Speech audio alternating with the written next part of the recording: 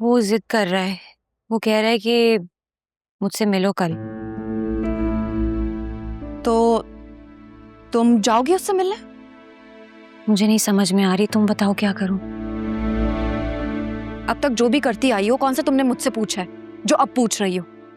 आलिया, आलिया मेरी बात तो सुनो। मुझे कुछ समझ नहीं आ रहा है, मुझसे मत मशवरा लो। जो मर्जी है करती रहो। क्या मैं और मेरी बेटी इस घर में भी महफूज नहीं है?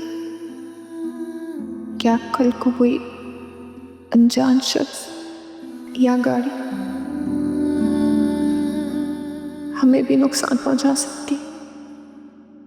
क्या अल्लाह अब मुझसे मेरा कुछ मत छीनना। मेरी आयरा को अपने जुल्मान में रखा। इसकी इज्जत और जान की हिफाजत है।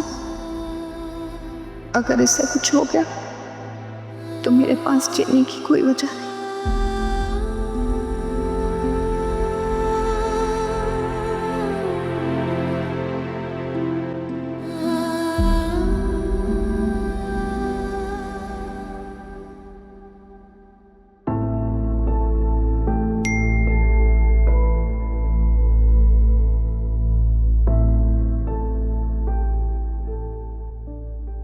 ये यहाँ क्या कर रहा है? बाबा ने देख लिया ना तो और मसला खड़ा हो जाना।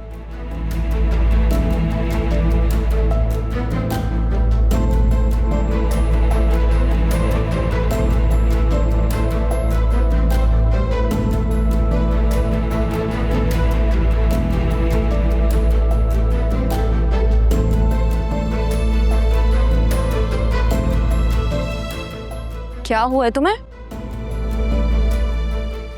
वो अकरम बाहर आया हुआ है। तुमने उसे बुलाया है? मैं क्यों बुलाऊंगी? कल रात की जिल्लत मैं वैसे भी भूली नहीं हूँ। तो जाओ, जाकर उसे कहो कि यहाँ से चला जाए।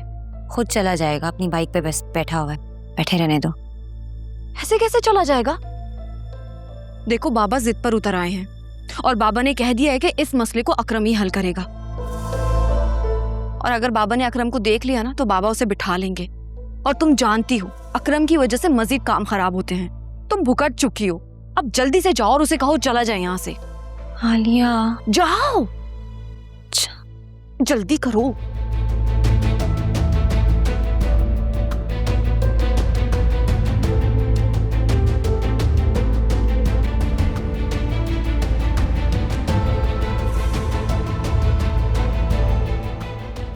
क्या कर रहे हो तुम यहाँ पर? फिजा, मुझे तुम्हारी बहुत याद आ रही थी। मुझसे रहा नहीं गया और तुमसे यहाँ मिलने आ गया। अकरम प्लीज चले जाओ। तुम एक बार भी मुझसे नहीं मिल सकती यार। मुझे बहुत पछतावा है अपनी गलती पे यार। प्लीज मुझे माफ कर दो फिजा। देखो अकरम, प्लीज चले जाओ इस वक्त यहाँ से। ये मौका इन बातों का नहीं है। तो फिर तुम मुझे बता दो ये मौका कब आएगा।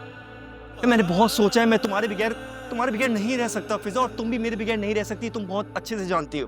प्लीज चले जाओ। देखो घर में सब मौजूद है, आलिया भी आई हुई है। हाँ तो मैं कोई बहाना बना दूंगा ना, कह दूंगा आलिया भाभी ने मुझे जरूरी काम से बुलाया था। नहीं नहीं नहीं नहीं नहीं नहीं, तुम वहीं पर ही रहो।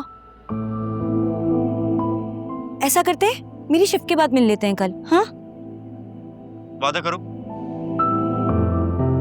हाँ। फिजा, अगर तुमने अपना वादा नहीं निभाया ना, मैं तुम्हें सच बता रहा हूँ, पूरी रात यहाँ बैठा रहूंगा। अकरम प्लीज चले जाओ अभी, प्लीज यहाँ से चले जाओ। मैं बता रही हूँ कुछ गलत हो जाएगा।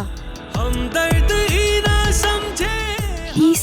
क्या हमारा है, इश्क में जीते जिस इश्क ने मारा है। दिल इश्क में हारा है, दिल इश्क में हारा है, दिल इश्क में हारा है, दिल इश्क में हारा है।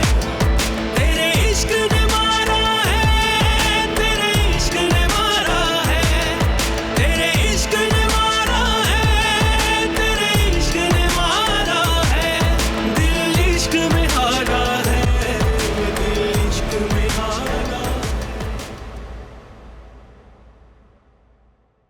वो जिद कर रहा है। वो कह रहा है कि मुझसे मिलो कल। तो तुम जाओगी उससे मिलने? मुझे नहीं समझ में आ रही, तुम बताओ क्या करूं। अब तक जो भी करती आई हो, कौन सा तुमने मुझसे पूछा है जो अब पूछ रही हो? आलिया, आलिया मेरी बात तो सुनो। मुझे कुछ समझ नहीं आ रहा है, मुझसे मत मशवरा लो, जो मर्जी ये करती रहो।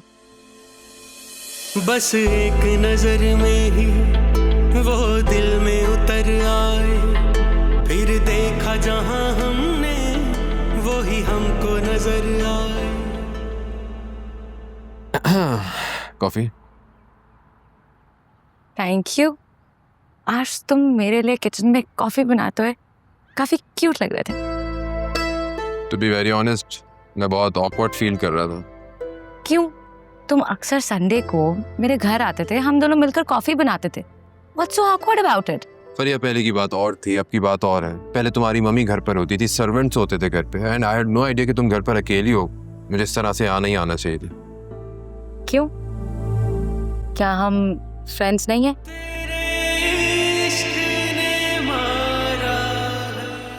देखो, मैं वही फरिया हूं, तुम्हारी फरिया। और अकरम ने तो असफर भाई को भी उसके ऑफिस से बाहर जाते हुए देखा था।